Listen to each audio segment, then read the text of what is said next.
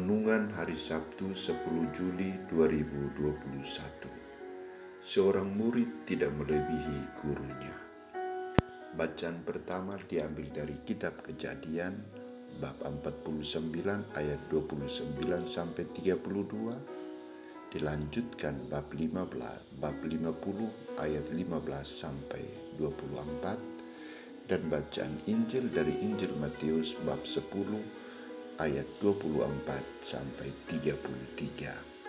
Saudara-saudariku terkasih, ketika saya mencoba membandingkan beban tanggung jawab yang diserahkan Allah kepada para murid Yesus zaman ini dengan Yesus sendiri, saya dapat menemukan jawaban bahwa tanggung jawab Yesus lebih berat.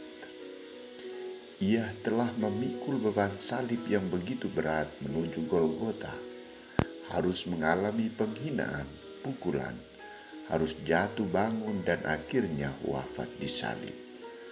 Pengalaman Yesus ini membenarkan ungkapannya sendiri. Seorang murid tidak melebihi gurunya. Kisah Injil hari ini menampilkan Yesus sebagai sang guru dan memberikan beberapa peneguhan kepada murid-muridnya agar tabah dalam melaksanakan tugas perutusan di tengah dunia dengan berbagai risiko yang akan mereka hadapi. Pertama-tama, Yesus menjadikan pengalaman suka duka misinya menjadi acuan bagi para muridnya.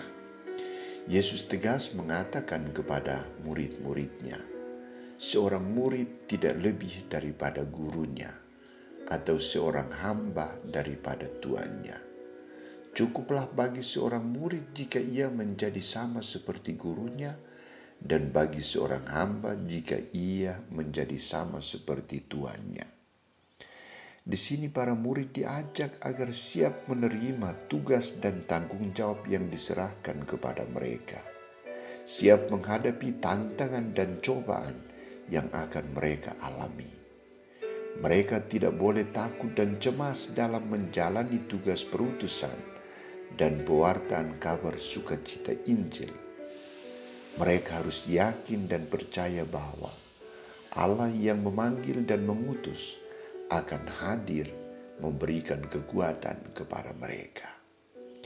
Yesus membeberkan beberapa pernyataan untuk meyakinkan mereka akan peran Allah dalam hidup dan karya pelayanan mereka. Ia mengajak para muridnya agar tidak takut kepada setiap manusia yang berusaha untuk menggagalkan karya pewartaan mereka atau menghalang-halangi dan membunuh mereka. Yesus tegas mengatakan bahwa janganlah kamu takut kepada mereka yang dapat membunuh tubuh, tetapi yang tidak berkuasa membunuh jiwa. Takutlah terutama kepada Dia yang berkuasa membinasakan baik jiwa maupun tubuh di dalam neraka. Bukankah burung pipit dijual 2 ekor seduit, namun seekor pun daripadanya tidak akan jatuh ke bumi di luar kehendak Bapamu? Pernyataan Yesus ini mau menegaskan bahwa dalam situasi apapun, Allah tidak akan membiarkan utusannya menderita. Dalam situasi apapun, Allah tidak akan membiarkan para muridnya untuk mengalami penghinaan. Burung pipit saja yang tidak berharga masih diperhatikan, apalagi manusia. Untuk lebih meyakinkan para murid akan peran Allah dalam hidup manusia, ia selanjutnya berkata, dan kamu, rambut kepalamu pun terhitung semuanya. Sebab itu janganlah kamu takut, karena kamu lebih berharga daripada banyak burung pipit. Ini adalah suatu ungkapan peribahasa yang menunjukkan betapa Allah sangat memperhatikan nasib umatnya, betapa Allah sangat peduli, dan bahkan hal-hal kecil seperti sehelai rambut pun masih diperhatikan. Dan Allah tidak hanya asal berbicara atau bersabda, tetapi Ia selalu mempertanggungjawabkan segala yang diungkapkannya atau disabdakannya. Karena itu, Yesus mengajak para murid-Nya agar percaya akan sabda dan pekerjaan Allah. Setiap orang yang mengakui aku di depan manusia, aku juga akan mengakuinya di depan Bapa-Ku yang di surga. Tetapi barang siapa menyangkal aku di depan manusia, aku juga akan menyangkalnya di depan Bapa-Ku yang di surga. Saudara-saudariku terkasih, apakah kita juga masih meragukan apa yang disabdakan oleh Yesus?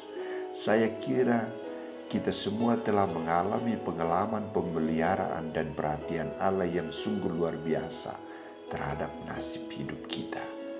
Janganlah berusaha untuk melebihi Tuhan Yesus Sang Guru kita. Beban hidupnya lebih berat dari beban hidup kita. Tugas kita adalah setia memperkenalkan Yesus kepada semua orang, agar mereka pun percaya dan mengimaninya. Orang yang setia akan mendapat berkat dari Allah. Semoga